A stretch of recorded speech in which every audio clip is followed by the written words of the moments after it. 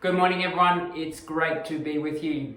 Today we are beginning a new series. We have gone through as a church, Jesus is the Game Changer, and we've really enjoyed learning and growing and reshaping our heart for mission. And now it's time as we enter November. Normally, November would be our Vision Month here at church, and this is a month that's really important in the life of our church as we look back at what God's been doing, and we continue to look ahead as to discerning what God is doing in the life of our church. And normally we would end with Celebration Sunday along with our AGM. And naturally we're not going to be able to do that this year. But that doesn't stop us from continuing to move forward. And we know that this time has been a difficult year of so much of our normality in personal life, family, work, and in church has been kind of put on hold or heavily restricted. But the great promise and assurance we have is that God has never been restricted through this whole process. And that means, as a church, that we have a God that is continually moving and actively working in our lives, in his local church, in Blacktown, in Australia, and around the world. Over the past years, we have done a lot of work in unpacking what is the direction we are heading in as a church. And one of the things that has helped us in the past couple of years has been understanding our purpose. And we use the 3 R's of respond, represent, renew. We're responding to the activity of God in our lives. We represent Christ's love to our community, to each other, and to the world. And we are constantly being renewed by the Holy Spirit. One of the things that kind of, to help that, is the importance of having a very clear set of core values as a church. And that's kind of been the puzzle piece that's remained hasn't been necessarily worked on in of recent years. And during this time in lockdown, and as we've kind of unpacked what is the purpose of the church during this time, our eldership has been working on our core values. Now, what are core values, you say? Why are they so important? Well, let me ask you a question. How much do you value your food, your family, the clothes you wear, the things you watch, going on holidays, all those sort of things that you may think are just normal parts of the life are actually being fueled by your set of values. COVID has kind of highlighted how important these values are. We value community, and we've been restricted and we kind of crave that community. That means it's a value of ours. A lot of values we put time and money into. They're important to us. We value them. And the same is true for us as a church. We need to have a set of core values that help shape who we are. I was reading this week a church researcher, and he unpacked the importance of core values as a church, and he gave 5 important things. And the first one is this, that they are constant. These are the things that we are doing over and over again. We repeat them, we model them, we talk about them, we say them over and over again. They're strong, they're clear, and they hold us together as a church. The second thing is that they are things that we are passionate about, almost that we would die to make sure that these are maintained. We get up each morning because of it. It drives us, it fuels us, it energizes us. They're important. Thirdly, they're biblical. It kind of makes sense. It's a no-brainer that the things that we value the most should be biblically based. But it is important to make sure that when we work on our values as a church, they align with what the scriptures say are important. They form our core beliefs. So as a church, when people walk in, they know, because of our values, this is what we believe in. This is what we say, This is what we do according to what God has shown us through His Word and through His Holy Spirit. And lastly, they help shape and drive us as a church in how we move forward. And that is really important as we unpack over the next couple of weeks our core values as a church. So, important question, how did we arrive at these core values? Well, we've all been part of the process. Back on the 1st of March, we had a church meeting, and part of that church meeting was to decide on some really important things as a church. The appointment of Eliza and Andrew coming on to paid ministry leaders, along with some other goals that we were going to set as a church. Now, little did we know that when we had this church meeting, that only 2 weeks later we would go into lockdown. And yet, the core values had begun being worked on as a church. As part of that meeting, we gave everyone the opportunity to discuss and write some things down as a church, what they believed were the core values of who we are at Blacktown Baptist Church. This information was then given to the elders, and they have spent the next 4 to 5 months sitting, praying, discerning, refining these values. There was a huge list, and then we refined it down to 4 key values. Once we had 4, then we took it back to you as the community, and we asked you to pray over it, we asked you to think about it, to discuss it, to wrestle with it, and then I visited each of our church at home groups, and then we kind of unpacked those values even more. All that information was then taken back to the elders, who then continued to refine and make sure and pray into these 4 values. And so here we are today in November, and unpacking together as a church over the next few weeks these core values which we believe as the church elders and as the whole church that will form who we are and what we value most. And those values are faith, love, community, and empowerment. So why are core values so important? Well, let me show you an example.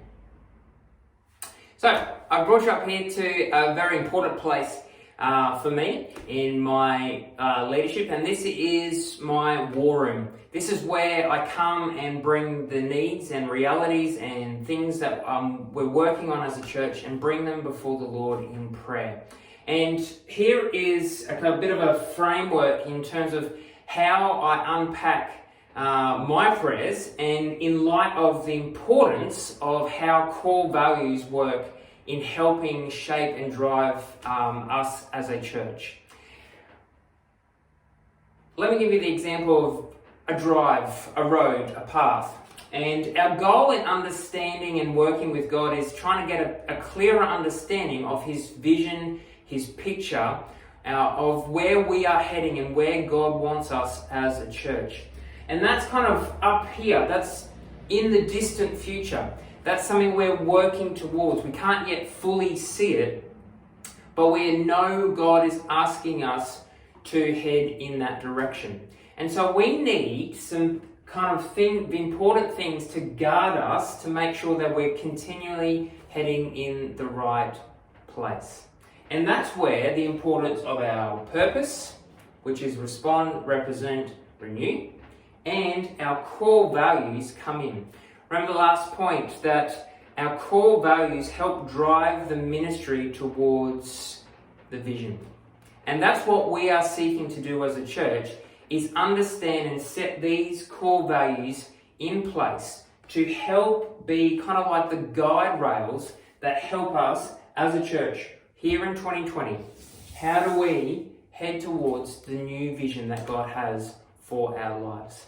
So we use these values as constant reminders of, are we in the right place? Are we being a loving church? Are we being a faith-filled church? Are we empowering people well? Do we do community well? At the same time, are we responding? Are we representing? Are we renewing ourselves?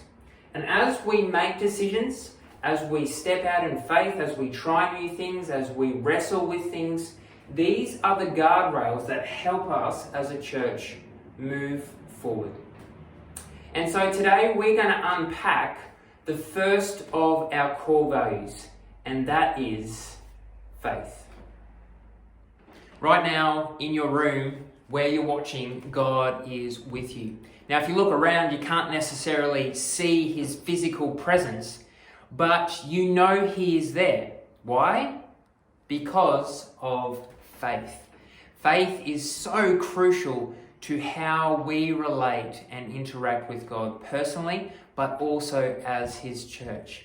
And it's so important that as a church, we value the importance of living a life of active faith. In Matthew 17, Jesus had a really important interaction between a group of people in everyday life and also his disciples. And we're going to read and unpack what that means in regards to faith. When they came to the crowd, a man approached Jesus and knelt before him. "Lord, have mercy on my son," he said. "He has seizures and is suffering greatly. He often falls into the fire or into the water. I brought him to your disciples, but they couldn't heal him." "You unbelieving and perverse generation," Jesus replied. "How long shall I stay with you? How long shall I put up with you? Bring the boy here to me." Jesus rebuked the demon, and it came out of the boy, and he was healed at that moment. When the disciples came to Jesus in private and asked, "Why couldn't we drive it out?" he replied, "Because you have so little faith. Truly I tell you, if you have faith as small as a mustard seed, you can say to this mountain, 'Move from here to there,' and it will be done. It will move. Nothing will be impossible for you." And some manuscripts go on to say that this sort of prayer can only come through prayer and fasting. And we'll unpack that a little bit more. But what's going on here? Well, importantly, at the beginning of Matthew 17 is the Transfiguration, a mountaintop experience where Jesus is kind of reveals to his disciples around him in all his glory. He comes into the presence of God. An amazing mountaintop experience, which for 3 disciples surely would have shown and strengthened their faith in God. Of course I believe in Jesus. I believe that he is the Messiah. And yet they come down the mountain and back to kind of reality, back to the everyday life. And here they've encountered a group of people along with his disciples that are in need of help. They've found a mountain, a roadblock. Something big has come and immobilized them, which has caused doubt. Something has happened that they were not capable of solving. And they've brought this sick child to Jesus going, "Can you please heal him? Because we tried to ask the disciples, but they couldn't do it." They couldn't do it. And Jesus, in his grace, but also kind of that mixture of frustration, because he knows that he has modeled this so many times. He has displayed the importance of faith in God. And he says to his disciples, the reason you couldn't do it was because you had so little faith. If you had faith as small as a mustard seed, you can say to this mountain, "Move from here to there," and nothing will be impossible to you. Now, Jesus, as he does so often, uses the extremes. It's not a literal mountain that he's talking about, it's a figure of speech. He's basically saying the things in our lives, individually and as a church, that we encounter that are impossible,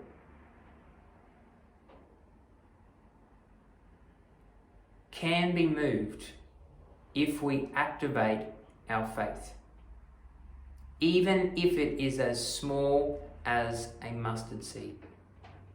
The lesson here about faith as a church and why we value it is that God is so big, so powerful, has the power to move mountains and say, go here.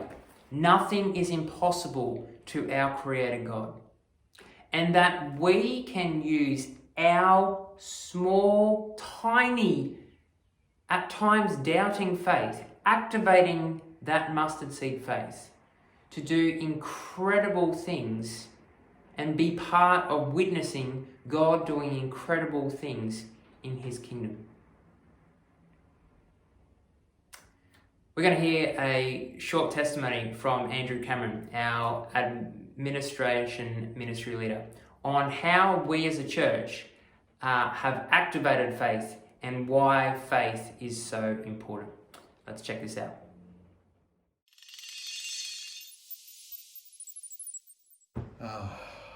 There's so much that I can't do on my own. I have to remember to stop and give it to God, having faith that He's going to help me with the tasks ahead.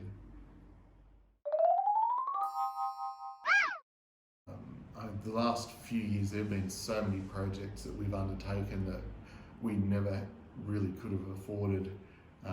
We have a bit of a modest budget compared to a lot of other churches, but even just the last few years we've demolished Eleanor Cottage, we've air conditioned the building, done the padded chairs, we've built the ministry centre, the prayer room, the meeting room, the garden, the retaining wall outside, and now we've got new carpet upstairs and new lights upstairs, and we've done some renovations at the manse.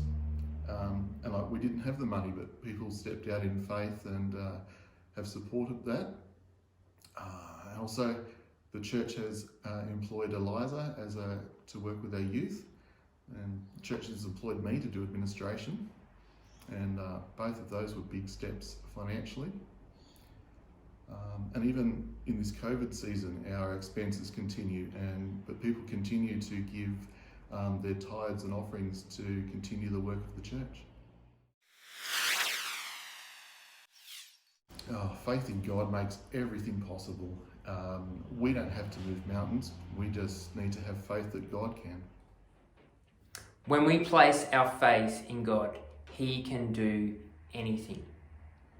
Isn't that a powerful testimony that we've just heard?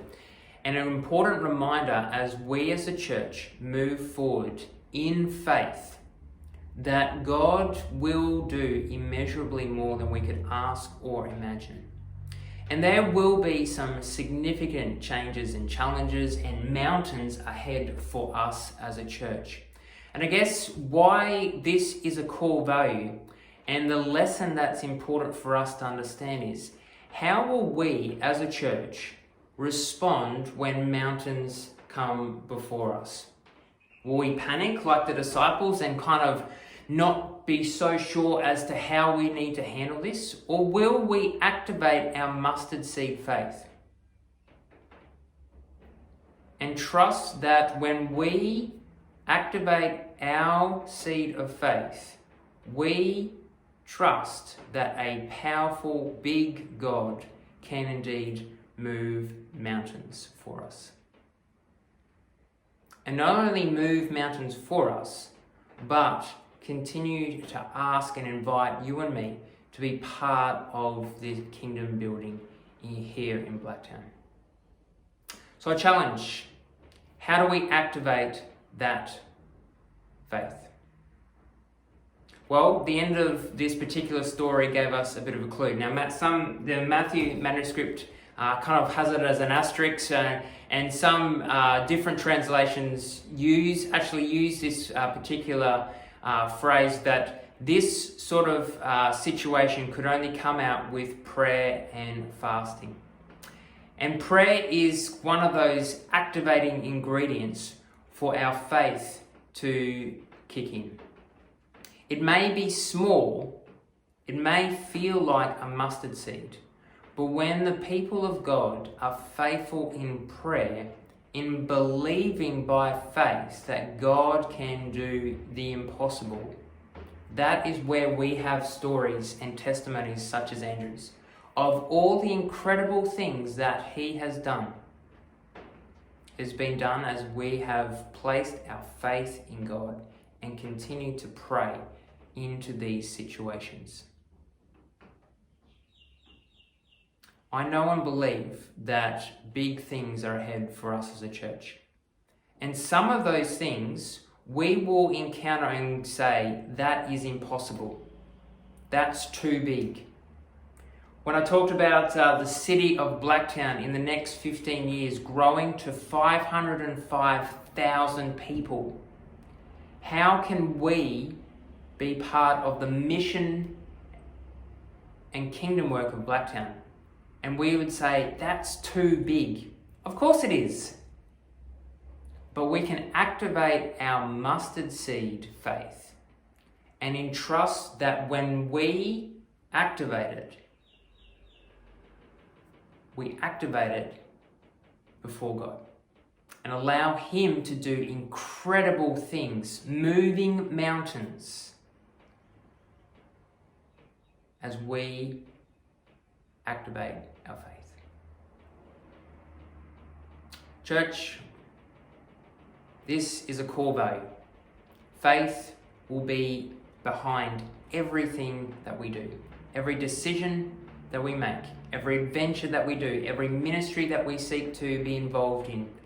Everything will be done in faith, knowing that we do not have the capacity to do it on our own strength. We are weak, we are vulnerable, we are human.